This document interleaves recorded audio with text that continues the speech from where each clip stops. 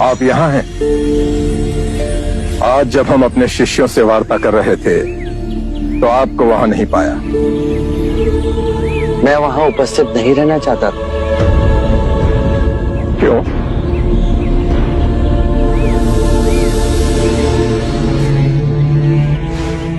आप अपने शिष्यों को संबोधित कर रहे थे। यदि स्वाभाविक कोई प्रश्न मेरे मन में जागता तो आपके शिष्यों के सामने उसे पूछना आपको दुविधा में डाल सकता था। परंतु यहाँ तो एकांत है। अब हम वार्ता कर सकते हैं। कृपा करें, आप दुख के संबंध में कुछ कह रहे थे। क्या आप ये मानते हैं कि दुख सत्य है? क्या आप ये भी मानते हैं कि दुख के कारण भी है? हाँ। यदि कारण है तो दुख तो रहेगा,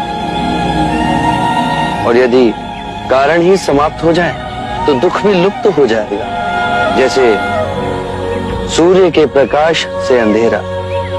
आप सुनी सुनाई बातें नहीं कहते, अपने गहन अनुभव के आधार पर कहते हैं। आप धर्म और सिद्धांत की नहीं, देखी हुई बातें कहते हैं। आपने कहा कि मुक्ति का मार्ग है अपने विवेक को जगाना और गूढ़ ध्यान में लिप्त हो जाना, जिससे मनुष्य स्वयं को और इस संसार को भली भांति समझ सकता है। परंतु एक प्रश्न है, ये जो सारी विधियां हैं, रीतियां हैं, पूजा पाठ हैं, क्या ये सब व्यर्थ है?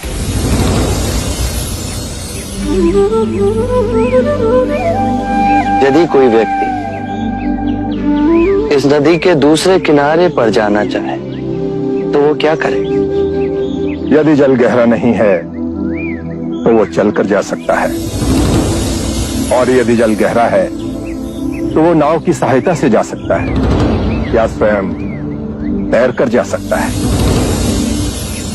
यदि वो चलना ना चाहे और ना ही तैरने को तैयार हो और ना ही नाव ले जाने को तैयार हो, और वो कहे कि मैं प्रार्थना करता हूं इस नदी का दूसरा किनारा स्वयं चलकर मेरे पास आ जाए, तब तो ऐसे व्यक्ति को मूर्ख कहेंगे, महामूर्ख।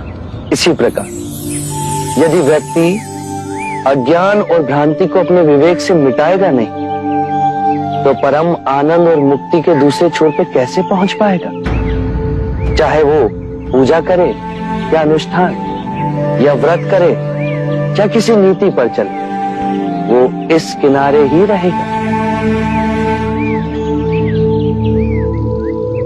हमने सारे शास्त्रों को पढ़ा, उन पर व्याख्या की, परंतु जीवन के इतने जटिल सत्य को इतनी सरलता से किसी ने नहीं समझाया, किसी ने नहीं समझाया। आप इस भटकती मानवता को परम ज्ञान का मार्ग दिखाएंगे। आप करुणा के सागर हो। हे बुद्ध, आप हमें अपना अनुयायी स्वीकार करें।